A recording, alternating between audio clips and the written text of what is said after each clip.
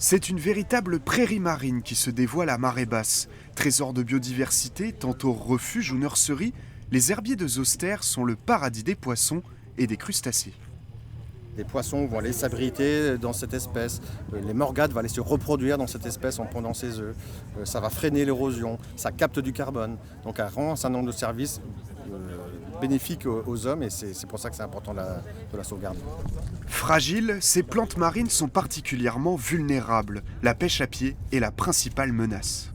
On voit typiquement là les répercussions d'un grattage par un pêcheur à pied qui a dû gratter un peu au râteau l'herbier de Zosternen et on voit que les rhizomes, les racines de certaines plantes ont été arrachées. Donc là vous imaginez, ça a répercuté plusieurs centaines ou milliers de fois l'impact que ça peut avoir.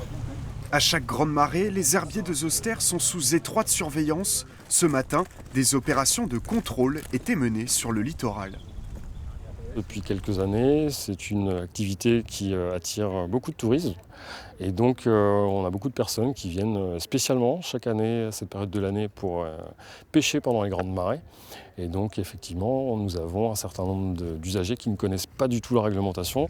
Le golfe du Morbihan abrite la deuxième plus grande surface de Zoster en France, une véritable richesse. En fait, tout l'écosystème du golfe, c'est quand même ce qui fait et son attractivité, son intérêt. Et puis, c'est juste magnifique quand vous regardez les oiseaux, quand vous regardez tout ce qu'il y a dedans. On a tout intérêt à préserver. Hein. C'est un vrai patrimoine. La destruction des herbiers de Zoster est une infraction. Elle est passible d'une amende de 22 500 €. Voilà.